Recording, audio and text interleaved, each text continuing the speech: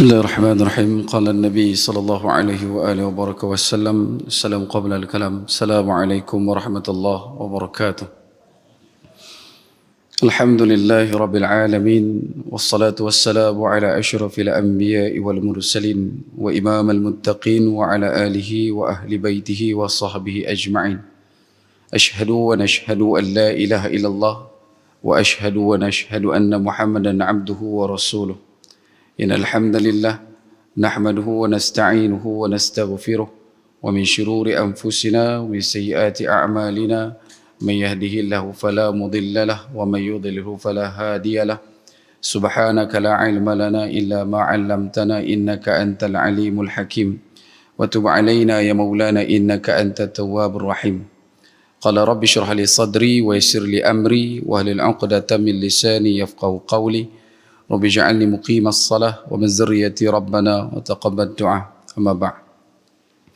Alhamdulillah, pertama-tamanya dan selama-lamanya kita rafa'kan syukur kehadrat Allah Subhanahu wa taala dengan faham, sedar dan segar bahwasanya Allah jualah yang menciptakan langit dan bumi serta apa yang ada di antara keduanya dengan kekuasaan mutlak milik Allah dan ketunggalan Allah Subhanahu wa taala.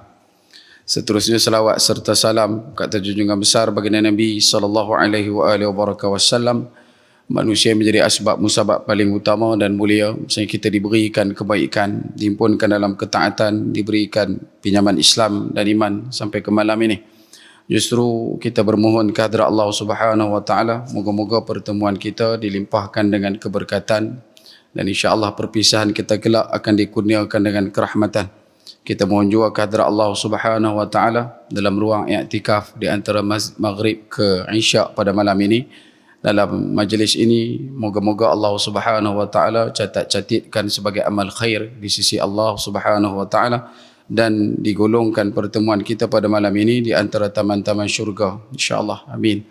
Dan perbanyakkan oleh kita untuk berselawat ke atas baginda Nabi sallallahu alaihi wasallam. Moga-moga dengan memperbanyakkan selawat akan menjadi asbab kita didudukkan bersama dengan baginda Nabi sallallahu alaihi wasallam di akhirat kelak insya-Allah. Allahumma salli ala sayyidina Muhammad wa ala ali sayyidina Muhammad kama sallaita ala sayyidina Ibrahim wa ala ali sayyidina Ibrahim wa barik ala sayyidina Muhammad wa ala ali sayyidina Muhammad kama barakta ala sayyidina Ibrahim wa ala ali sayyidina Ibrahim fil alamin innaka Hamidun Majid. Baik. Tuan-tuan sedang hadirin muslimin mukminin rahimakumullah sekalian, insya-Allah pada malam ini kita akan sambung perkongsian kita daripada kitab Umru Ummatil Islam wa Qurbu Zuhuril Imam Mahdi alaihi salam pada muka surat yang ke-65 fasal kedua dalam huraian yang terakhir. Baik. Sebelum daripada tajuk ini telah pun kita himpunkan dan telah pun kita huraikan kepada tuan-tuan yang mulia beberapa perkara asas dan utama berkenaan dengan ciri dan sifat tentang Imam Al-Mahdi. Kemudian pada malam ini antara konklusi dan kesimpulan yang diletakkan pada tajuk pada fasal kedua adalah ditulis oleh pengarang bahawasanya sebelum kita masuk kepada pembahasan berikut ini, iaitu pembahasan berkenaan dengan masa kemunculan Imam Al-Mahdi pada fasal ketiga, kami akan menjelaskan bahawa yang pertama, kemunculan Imam Mahdi bukan berasal dari usahanya, yakni Muhammad bin Abdullah, dan bukan pula suatu permintaan darinya. Bahkan ia sendiri sama sekali tidak tahu sama bahawa Allah Subhanahu wa taala akan mengislahkannya dalam masa satu malam, dan bahawa Allah Subhanahu wa taala akan mempersiapkan baginya suatu kaum yang jumlahnya sedikit dan tidak mempunyai persiapan dan kekuatan, kemudian kaum tersebut membai'ahkannya di Kaabah dan dia Al-Mahdi sendiri tidak menyukai pembai'atan tersebut. Dan yang kedua, kedatangan Al-Mahdi di akhir zaman adalah satu perkara yang sudah ditakdirkan oleh Allah Subhanahu wa taala yang telah pun tertulis di dalam Ummul Kitab Lauh Mahfuz, yang mana ia tidak akan muncul.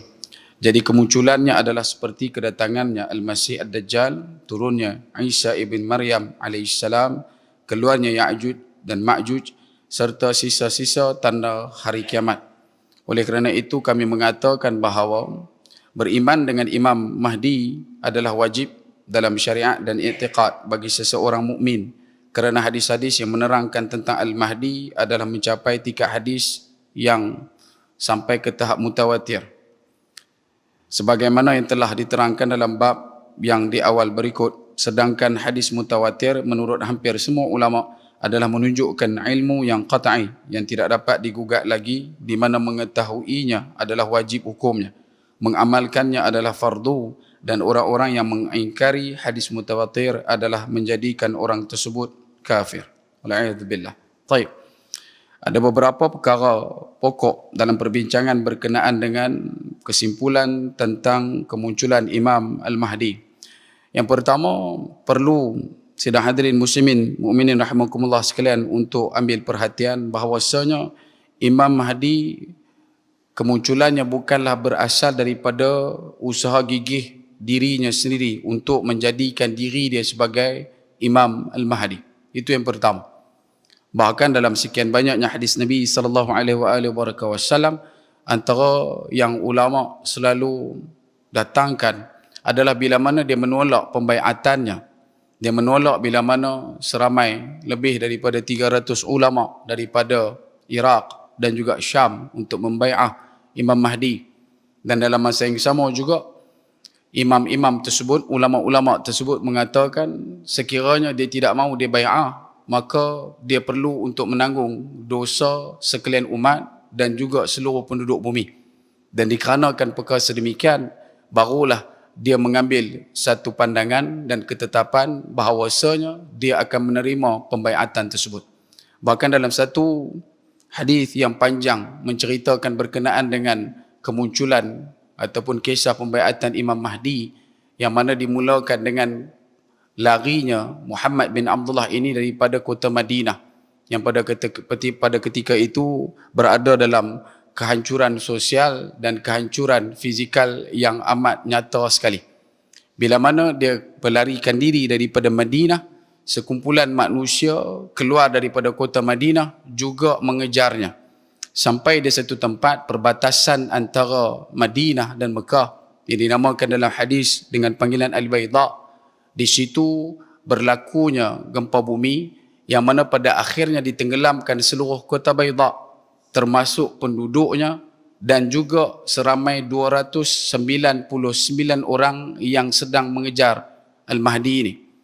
Hanya tinggal seorang sahaja yang hidup, dan daripada dialah diketahui akan cerita dan berita bahawasanya lelaki yang dikejar oleh mereka itu adalah Al-Mahdi kepada orang Mekah. Bila mana seorang ni dah selamat, maka dia mai cerita dekat orang Mekah bahawasanya yang mereka kejar itu adalah Imam Al-Mahdi. Dan disebabkan oleh berita tersebut, maka tersebarlah bahawasanya Al-Mahdi telah pun sampai di Mekah Al-Mukarramah Al-Musyarrafah. Dan bila mana mereka masuk ke kota Mekah, adalah diketuai oleh orang-orang yang beriman pada ketika itu. Mula mereka mencari Imam Al-Mahdi, dan sebaik-baik keadaan seorang muslimin bila menjejakkan kaki ke tanah haram di Mekah Al-Mukarramah Al-Musyarrafah tidak lain tidak bukan adalah dengan melakukan tawaf qudum.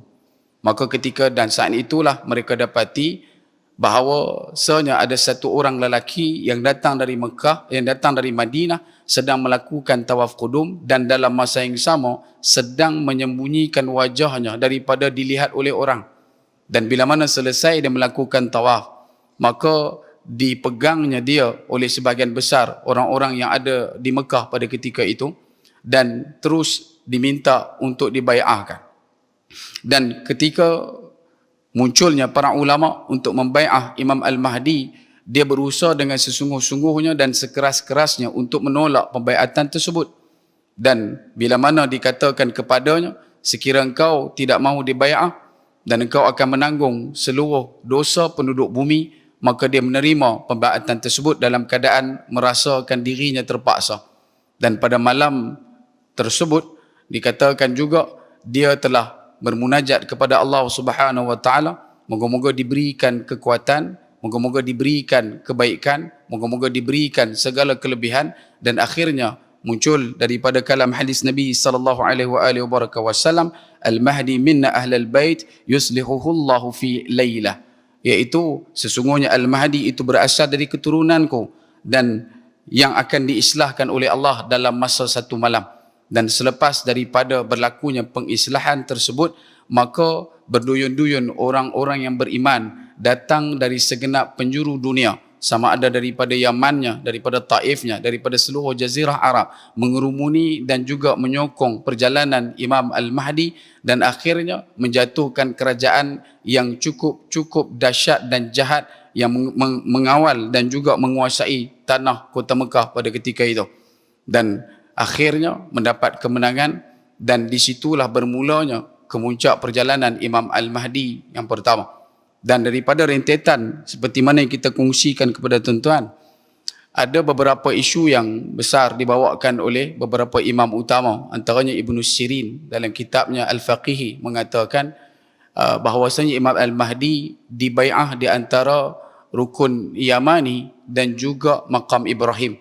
Kemudian datang Ibn Katsir dalam kitabnya Al-Malhamah menyatakan bahawasanya Imam Al-Mahdi dibai'ah di antara maqam Ibrahim dan juga Hajar Aswad. Pun begitu, secara konklusi dan juga secara pandang rata, kita dapat lihat bahawasanya pembaiatan tersebut berlaku di tempat yang dinamakan sebagai Kaabah Baitullah di Mekah Al-Mukarramah Al-Musyarrafah, dan tidak di tempat yang lain. Kemudian yang kedua disebutkan juga, bukan pula suatu permintaan darinya. Kehidupan Imam Al-Mahdi sejak daripada lahir, melalui perjalanan hidupnya seperti mana seorang kanak-kanak biasa menuju kepada peringkat remaja dan dewasa, adalah seperti mana orang-orang yang biasa. Tidak ada pun dalam dirinya yang dikatakan sebagai satu persiapan secara awal ataupun persiapan daripada waktu awal untuk menjadi Al-Mahdi. Bahkan sekian banyak perjalanan Imam Al-Mahdi ini adalah tertumpu dan menumpu pada perkataan Nabi SAW, iaitu pada kalimah yuslihuhullahu fi lailah. Beradanya keadaan Al-Mahdi selepas dibai'ah adalah ketika mana dia diislahkan oleh Allah Subhanahu wa taala dalam masa satu malam. Kemudian yang ketiga, dalam tajuk yang pertama, ia sendiri sama sekali tidak tahu bahawa Allah Subhanahu wa taala akan mengislahkannya, dikarenakan oleh sebab dilakukan pembaiatan ke atas Imam Al-Mahdi, berat beban yang dirasakan membuatkan dia bermohon dan bermunajat kepada Allah. Bukanlah dimintanya pada kalimah untuk diperbaikinya dalam satu malam, tidak. Bukanlah dia minta supaya dia dijadikan sebagai orang yang kuat, tidak. Bukanlah dia minta supaya dia jadi orang yang boleh menggunakan kuasa dengan sebaik mungkin, tidak. Tetapi ianya berlaku pada kalimah pengislahan Allah ke atas Imam Al-Mahdi yang berlaku hanya dalam satu malam. Dan disebabkan oleh itu jugalah pendapat yang ketiga ini mengatakan ia sendiri sama sekali tidak tahu bahawa Allah Subhanahu wa taala akan mengislahkannya dalam masa satu malam, dan bahawa Allah Subhanahu wa taala bukan takat mempersiapkannya, dan Allah Subhanahu wa taala juga menyediakan baginya sebahagian kaum yang sedikit, dan kaum yang sedikit ini tidak punya apa-apa melainkan dalam keadaan mereka bergerak dalam keadaan yang kosong. Tiada kekuatan daripada jumlahnya, tiada kekuatan daripada hartanya, tiada kekuatan daripada tenaga dan juga kekuatan senjatanya. Pun begitu, dengan izin Allah Subhanahu wa taala, kelompok-kelompok ini diberikan kekuatan yang benar-benar ajaib di sisi Allah. Ini adalah dikarenakan pada ketika dibai'ahnya Imam Al-Mahdi, disebutkan dalam kitab Ibn Katsir berkenaan dengan Fitan Al-Malhamah bahawasanya pada waktu tersebut hanya orang yang benar-benar beriman sahaja yang mengambil berat dan memberi respon berkenaan dengan pembai'atan ke atas Imam Al-Mahdi. Sedangkan muslimin yang pada ketika itu yang masih hidup di muka bumi ini menyatakan bahawasanya ini adalah satu retorik semata-mata ataupun hanya propaganda yang dimainkan oleh orang-orang tertentu, dan ini menyebabkan jumlah orang yang berbai'ah kepada Imam Al-Mahdi di saat dan di waktu itu adalah berjumlah dengan sangat sedikit. Bahkan dalam satu lagi ruang menyebutkan bahawasanya ketika berlakunya pembai'atan tersebut, dunia pada ketika itu tidak lagi menggunakan teknologi yang seperti mana yang kita ada sekarang ini. Sebab ia adalah satu perkara yang berlaku di hujung perjalanan usia dunia, dekat dengan kehancuran bumi ini, maka ketika itu sudah tidak ada lagi kapal terbang dan sebagainya. Bahkan disebutkan juga pada saat berlakunya dekat dengan kemunculan Imam Al-Mahdi, orang-orang pada waktu dan saat tersebut hanya menggunakan balik segala teknologi yang digunakan oleh orang-orang terdahulu. Bahkan disebutkan antara perkara yang akan digunakan, antara kenderaan yang akan digunakan dalam pembantaian golongan Yahudi di akhir zaman adalah dengan menggunakan kuda, bukan lagi kereta kebal ataupun sebagainya. Ada ulama yang cuba untuk memperincikan isu ini. Antaranya disebutkan berkenaan dengan habisnya sumber galian, terutamanya petrol dan juga diesel dan sebagainya. Biodiesel dan sebagainya tidak lagi wujud pada zaman tersebut, dan keperluan kepenggunaan ke atas kenderaan konvensional yang kita ada pada hari ini tidak lagi diperlukan di saat itu. Bahkan dikarenakan itu jugalah ramai di kalangan ulama menyandarkan pada keperluan masyarakat Islam supaya mula untuk menjalankan perintah Nabi sallallahu alaihi wasallam, antaranya adalah seperti berenang, bermain pedang dan juga menunggang kuda. Dan perkara ini sedihnya dan sadisnya tidak dipelopori oleh masyarakat Muslim di dunia. Bahkan ia sedang dirintis jalannya oleh kelompok-kelompok Yahudi. Sebab itu dalam satu dapatan kajian berkenaan dengan kandungan mineral yang terdapat dalam pedang-pedang di zaman dahulu adalah dikaji oleh orang-orang yang berada di benua Amerika dan juga secara khusus oleh orang-orang Israel. Antaranya Suruhanjaya Keselamatan Israel, di laman web mereka sampai hari ini tuan-tuan boleh buka dan tuan-tuan boleh semak, dia akan tunjuk dekat situ antara pedang-pedang yang terbaik di dunia. Di situ mereka telah dapatkan kandungan mineral yang ada dalam pembuatan pedang tersebut, dan kandungan tersebut cuba untuk dikeluarkan, dan akhirnya mereka membina ataupun mereka mengacuankan satu lagi pedang mengikut kondisi pedang-pedang yang lama. Ada pedang yang diambil daripada pedang King Richard dan sebagainya. Contoh pedang Zulfiqar. Ada juga mereka nak ambil tahu dia punya sepuhan itu diambil daripada mana, termasuk keris-keris yang ada di belah Nusantara. Dan perkara ini adalah satu benda yang tidak pelik di kalangan mereka, tetapi kita pada hari ini nampak ya seperti mana satu benda yang cukup jauh daripada pengetahuan. Bahkan mereka di luar sana, terutamanya di sebelah United Kingdom, mereka lebih kenal perwatakan keris lebih daripada kita, orang yang pernah datuk neneknya dulu membina dan juga membuat keris. Bahkan mereka masih lagi mengkaji golongan-golongan tertentu yang pandai besi, termasuklah di kawasan dekat dengan kita, di kawasan sekitar Pekan Darat, yang mana di situ adanya keturunan yang menjaga ataupun masih lagi menyambung legasi pembuatan besi-besi dan dijadikan sebagai alatan seharian termasuk senjata. Tapi kita nampak seperti mana benda tersebut adalah satu perkara yang tak perlu untuk diperbesarkan. Tetapi pada pandang golongan Yahudi dan juga Amerika, termasuk juga Yahudi, adalah satu benda yang cukup hebat dan besar. Bahkan wujud juga satu perkara ketika mana awal tahun 80-an disebutkan dalam beberapa dapatan kajian, orang Yahudi selalu masuk ke dalam Palestin pada ketika itu, terutamanya di kawasan Nablus, satu kawasan yang terpencil di Palestin, yang mana kawasan tersebut dikenali sebagai kawasan pembiakan dan juga penternakan kuda Arab Stallion. Mereka bukan takat menternak kuda, mereka tu bukan takat membela kuda, tetapi juga melatih kuda untuk digunakan sebagai satu binatang yang boleh dikendara. Satu binatang bukan takat boleh ditunggang, tetapi juga boleh diadaptasi dalam beberapa jenis serangan.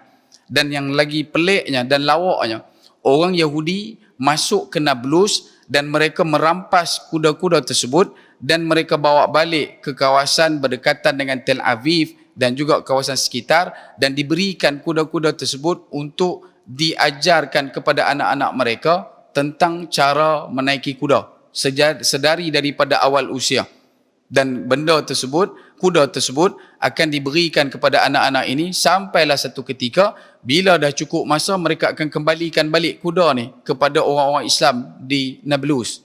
Kemudian bila mana dapat pula dia punya keturunan yang baru, mereka akan masuk lagi dan mereka akan rampai pula kuda tu, mereka akan bagi pula ke anak mereka. Dan begitulah seterusnya sampai ke hari ini.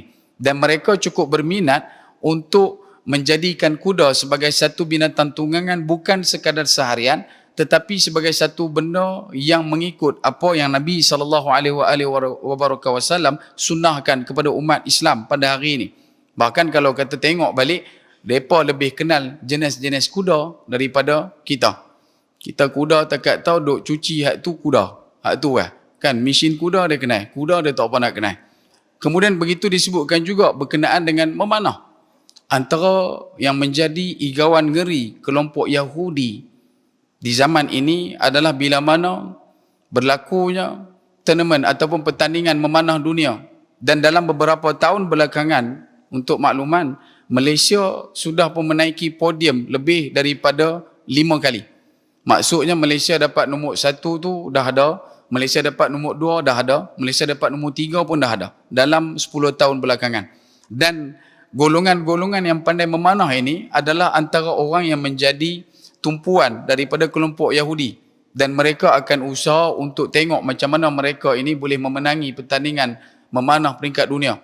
Dan mereka sendiri sampai hari ini, mereka tak mampu untuk menjadi satu orang juara di peringkat antarabangsa. Melainkan dekat situ akan ada Turkinya, golongan daripada Azerbaijan, golongan-golongan di kawasan di sebelah dulu negara-negara Yugoslavia, Mongolia. Dan yang dahsyat bila mana mereka tengok orang Malaysia boleh mengungguli pertandingan tersebut. Dan kita ada di mana baru ni, tutup dah kot, dekat Matang Buluh. Kan Simpang Matang Buluh tu ada satu. Kau tinggal kemah kan. Dia kalau panah tu dia tak apa nak syok, dia suka tikam. Panah dia payah sikit. Sebab tu bila sebut berkenaan dengan benda ni, antara benda yang menjadi tumpuan dan juga catatan golongan Yahudi adalah mereka melihat apa yang ditinggalkan oleh Nabi SAW. Berbeza dengan kita. Kita bukan takat tak melihat apa yang Nabi tinggalkan, tetapi lebih dahsyat kita sudah lama meninggalkan Nabi SAW. Wal'iyadzubillah. Kemudian disebutkan juga berkenaan dengan persiapan kaum yang mengikuti Imam Al-Mahdi. Antaranya, bila mana berlakunya kemunculan Imam Al-Mahdi, nanti kita akan masuk pada pertemuan yang akan datang tuan-tuan, berkenaan dengan masa kemunculan. Antara benda yang menjadi tumpuan ulama muhadithin dalam mencerai-beraikan, menghuraikan dan mencerakinkan penalaan dan juga penyataan tentang kemunculan waktu Imam Al-Mahdi adalah pada satu benda yang selalu kita sebutkan kepada tuan-tuan, tentang turunnya salji yang berat di kawasan persekitaran Mekah dan Madinah. Dan dalam perkataan Nabi SAW, Nabi menyatakan orang beriman akan pergi berbai'ah kepada Imam Al-Mahdi walaupun terpaksa merangkak di dalam salji yang tebal. Bahkan dalam satu hadis menyebutkan merangkak di dalam salji. Salji yang boleh dirangkak, kalau seseorang tu nak merangkak dalam salji, pastinya salji tersebut berada dalam kedudukan yang sangat tebal. Barulah dikatakan boleh merangkak. Dan itu yang kita bawakan kepada tuan-tuan antara yang kita sebutkan berkenaan dengan turunnya salji di persekitaran Tabuk seawal tahun 2009 sampai ke hari ini. Bahkan gurun terpanas di dunia juga telah pun dituruni dengan salji pada sekitar tahun 2017-2018. Pun begitu, turunnya tidaklah lama kerana situ adalah titik terpanas di dunia di kawasan utara Algeria yang mana hanya mengambil masa 40 seken sahaja untuk ais tersebut cair.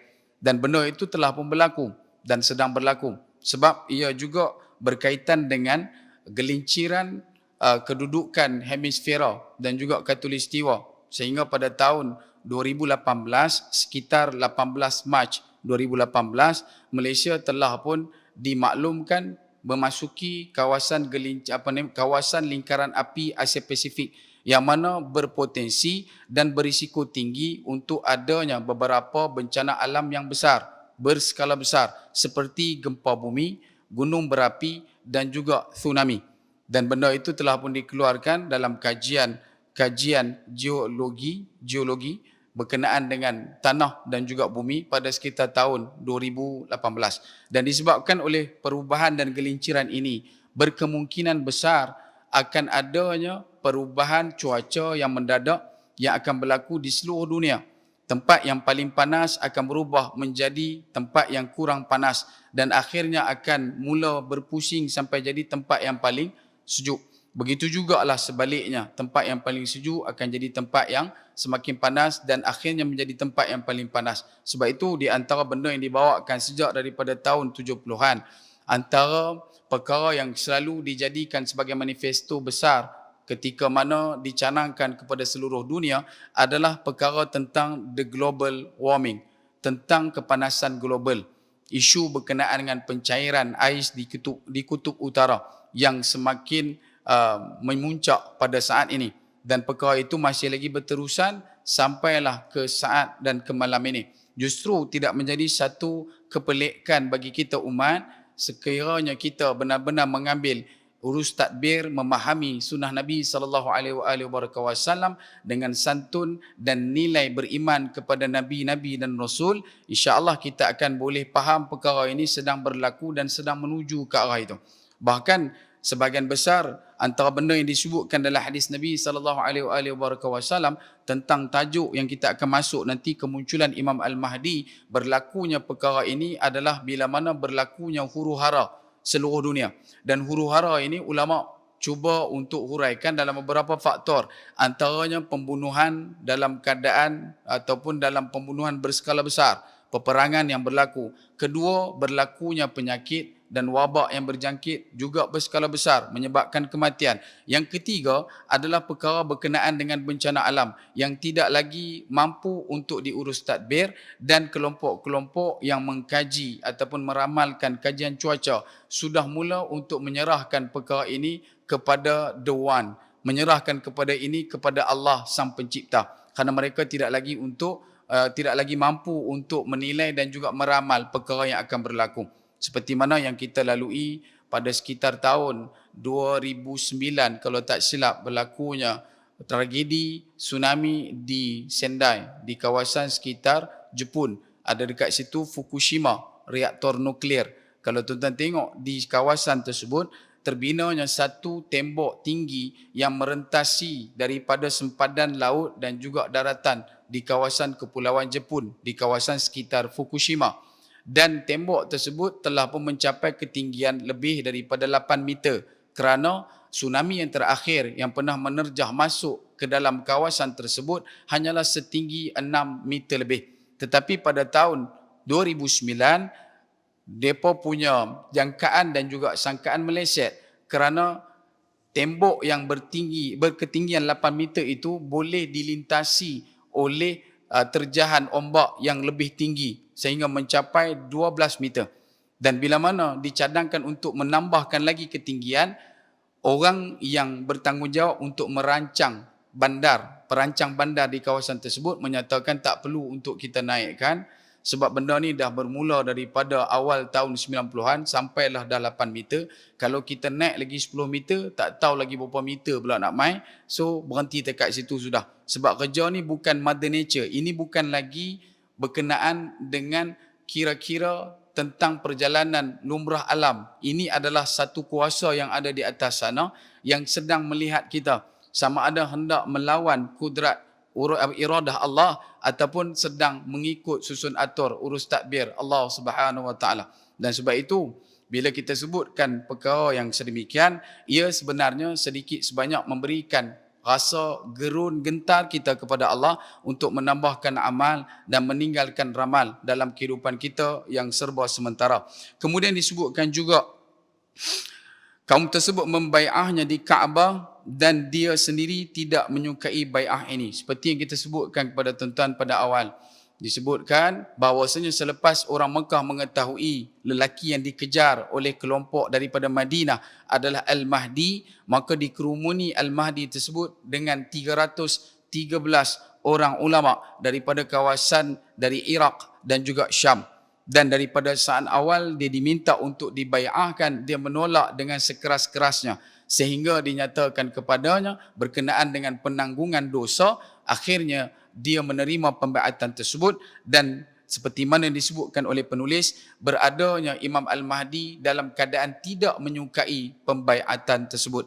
Maksud yang kita nak bawakan pada poin yang pertama, Imam Al-Mahdi bukanlah orang yang plan benda ni. Imam Al-Mahdi bukanlah orang yang nakkan sangat benda ni. Dan Imam Al-Mahdi tidak diketahui kemunculannya hanya sahaja bila mana dia berada di kawasan Kaabah ketika melakukan tawaf di Mekah Al-Mukarramah Al-Musyarrafah selepas Al-Bayda berlaku gempa bumi dan menelan 299 orang yang mengejarnya, dan datang seorang itu yang menyebutkan bahawa yang dikejar adalah Imam Al-Mahdi. Barulah diketahui itu adalah Al-Mahdi. Bila? Wallahu ta'ala a'lam.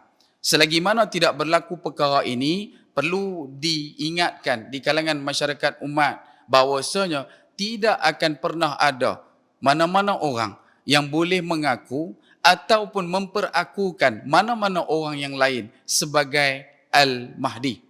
Jelas. Yang ni yang berlaku dalam kekucaran dan kekucar-kaciran dalam masyarakat, bila mana kita mudah sangat untuk memahdikan orang dan kita mudah sangat untuk mengyahudikan orang. Hak ni yang jadi masalah dalam masyarakat kita. Sedangkan pautan dan juga sandaran daripada Nabi SAW begitu jelas dan kencang di depan muka kita untuk kita ambil kebaikan. Tetapi disebabkan kita kadang-kadang lebih laju dari derah, maka kita nak menjadi orang yang awal di awal. Orang yang paling awal di antara orang terawal yang menyatakan dan menyampaikan kepada orang, inilah Al-Mahdi. Siapa kamu? Tak ada siapa yang boleh mengetahui siapa Al-Mahdi, melainkan datang detik waktunya di saat dia melakukan tawaf dalam menyembunyikan wajah. Pada masa itu sahaja baru diketahui orang tersebut adalah Al-Mahdi. Taib. Dalam poin yang kedua disebutkan oleh penulis, kedatangan Al-Mahdi di akhir zaman adalah satu perkara yang sudah ditakdirkan oleh Allah Subhanahu wa taala. Dalam perjalanan seorang manusia yang disebutkan namanya sebagai Muhammad bin Abdullah ataupun gelarannya Al-Mahdi, orang yang diberikan petunjuk, adalah satu perkara yang telah pun dimaktubkan oleh Allah Subhanahu wa taala di Lauh Mahfuz. Tak ada siapa yang boleh menghalangnya dan tak ada siapa yang boleh juga untuk mengiyakan ia sebelum datangnya waktunya. Dan ini adalah satu proses yang dinamakan kepada kita proses memahami akidah ataupun aqaidul iman kepada Allah Subhanahu wa taala. Bila mana kita faham satu perkara yang dikatakan sebagai proses, kita tak akan jadi orang yang cepat menggelabah. Kita tak akan jadi orang yang lebih cepat gelisah. Kita tak akan jadi orang yang cepat menjadi huru hara sebelum tiba masanya.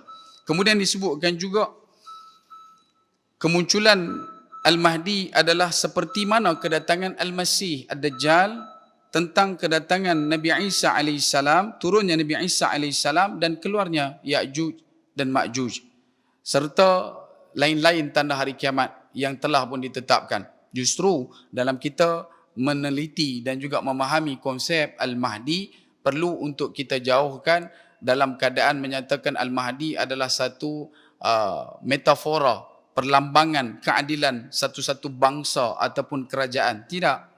Ataupun orang meletakkan Ya'juj Ma'juj itu sebagai satu perkara yang disebutkan simbolik kepada sesuatu perkara yang lain. Ada datang berkenaan dengan Ajuj ataupun Ajij yang bermaksud api, dan api itu juga bermaksud senjata api.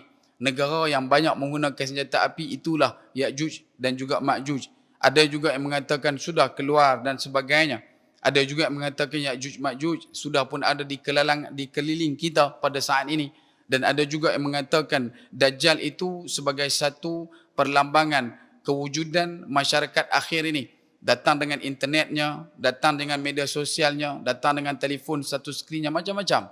Cuma kalau kita faham dan kita mengetahui proses, kita akan dapat tahu bahawasanya segala apa yang dikalamkan oleh Nabi SAW akan terbukti bila sampai waktunya. Kerja kita cuma mempersiapkan sama ada kita ataupun anak-anak kita, bahkan mungkin keturunan kita yang mungkin akan hidup di zaman tersebut untuk bersama dengan pimpinan umat orang yang beriman pada saat tersebut. Moga-moga kita beroleh kemenangan. Dan bukanlah kita ini pada saat hari ini dah boleh jumpa dengan Al-Mahdi. Wallahu ta'ala a'lam. Dan kita tak mengatakan juga bahawasanya salji yang tebal itu akan turun dalam masa 50 tahun lagi. Wallahu a'lam. Mungkin malam ni boleh turun. Mungkin malam ni. Mungkin juga malam esok. Kita tak tahu. Sebab benda ni boleh berlaku dengan urus tadbir genggam Allah Subhanahu Wa Taala pada kun fayakun. Kalau benda ni duk ada dalam diri kita, rancak, segar, mekar, insya-Allah kita tak jadi orang yang gelisah tak tahuan hala. Kita tak jadi cempera kola, kita tak jadi rapelah jingga. Sebab hidup sebagai orang yang beriman, hidupnya aman. Kalau benar imannya. Hidup sebagai orang yang Islam, hidupnya selamat. Kalau benar Islamnya. Justru di akhir disebutkan oleh penulis pada penutup untuk tajuk kita pada malam ini. Oleh kerana itu kami mengatakan bahawasanya beriman kepada kedatangan Imam Al-Mahdi adalah satu perkara yang wajib diterima oleh seluruh umat Islam secara amnya dan khususnya kerana ia telah pun disepakati oleh para alim ulama sejak daripada awalnya hadis Nabi SAW yang mencecah sampai ke tahap hadis mutawatir. Pun begitu, dalam ruang yang sama, perlu untuk ditekankan bahawasanya hadis-hadis mutawatir ini adalah hadis yang perlu untuk diimani oleh seluruh umat Islam dan sekiranya menolaknya, ia akan menyebabkan kekufuran pada diri seseorang Islam. Dan tak perlu ada satu kerisauan yang lebih. Sama ada bila kita ni nak akan berbai'ah ke ataupun kita ni pi berbai'ah ke tidak. Bahkan ada ulama menyatakan ketika pembaiatan tersebut berlaku, kehidupan di seluruh dunia adalah seperti mana biasa. Yang akan menjadi huru-haranya, yang akan menjadi kelang kabutnya adalah sekitar Mekah dan Madinah. Dan ada juga yang mengatakan huru-hara berlaku di seluruh tempat. Cuma huru-hara ini dirasakan oleh orang yang beriman. Orang yang tak beriman, dia tak rasa huru-hara tu sebagai huru-hara. Dia akan rasa huru-hara tu adalah time dia untuk duk hora. Boleh faham? Time tu untuk dia duk relax, senang. Antara duk fikir apa, relax, benda ni betul lah. So macam tu. Dan tak termasuk juga benda-benda berkaitan dengan penyebaran isu-isu tertentu tentang Al-Mahdi ini. Sekiranya kita dapat, kalau kita dah ada dia punya asas basic ni, dasar ini, kita dengan mudah dan mentah-mentah kita boleh menolak. Dan ini dikatakan pencerahan. Ini yang dikatakan penerangan. Dan bukan mendatangkan gerun, risau pada masyarakat umat. Dan dalam masa yang sama, memberikan khabar bahawasanya sedang dipersiapkan. Siapa dipersiapkan? Di mana dipersiapkan?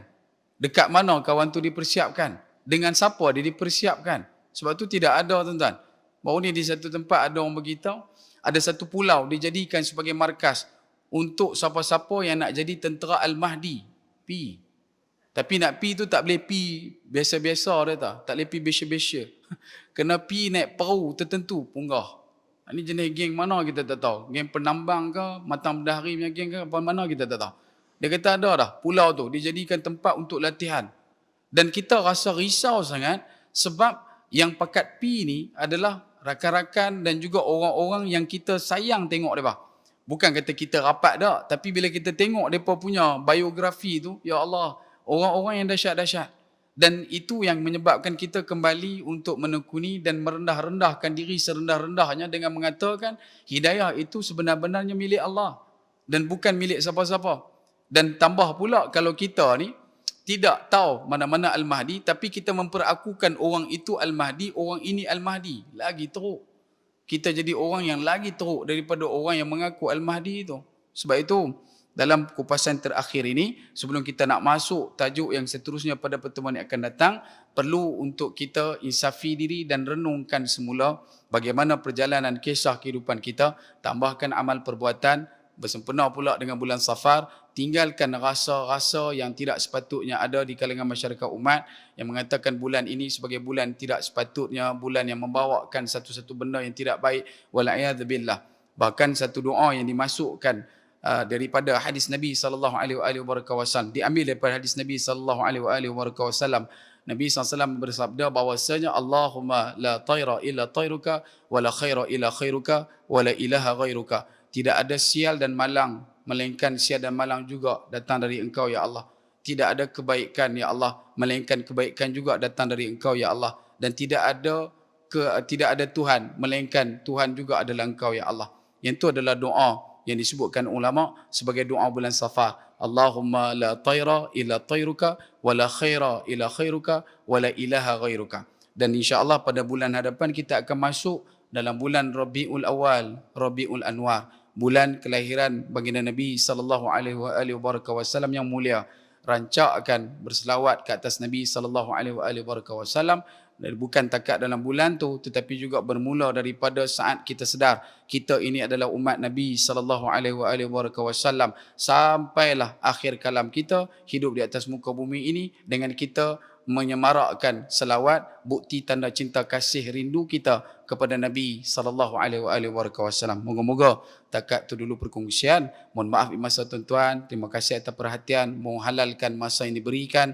Dan kalau ada kekasaran bahasa, terguris bicara, terlajak kata, terasa tak mana-mana, saya minta maaf banyak-banyak daripada hujung rambut sampai hujung nyawa. Yang baik semua datang dari Allah, yang kurang juga datang dari Allah. Bersandarkan dari Nabi sallallahu alaihi wasallam, al-qadr khairi wa syarri min Allah. Pun begitu pasti ada kesilapan dan kelupaan pada diri saya, kerana saya manusia. Kata Nabi sallallahu alaihi wasallam, al-insan la yakhru min al-khata' wa nisyan. Manusia tak dapat lari daripada silap dan lupa. Justru kalau ada kebaikan mohon tolong sebar-lebarkan, kalau ada kesilapan, keburukan mohon tolong kabur-leburkan. Dan saya kutip kalam ulama yang selalu saya kongsikan dengan tuan-tuan yang mulia, sekecil-kecil ikan pasti ada isinya, sebesar-besar ikan pasti ada tulangnya. Aku liqauli hadza wa astaghfirullahal azim li wa lakum wa li syairil muslimin wal muslimat wal mu'minina wal mu'minat fastaghfiruh fayafudhal mustaghfirin.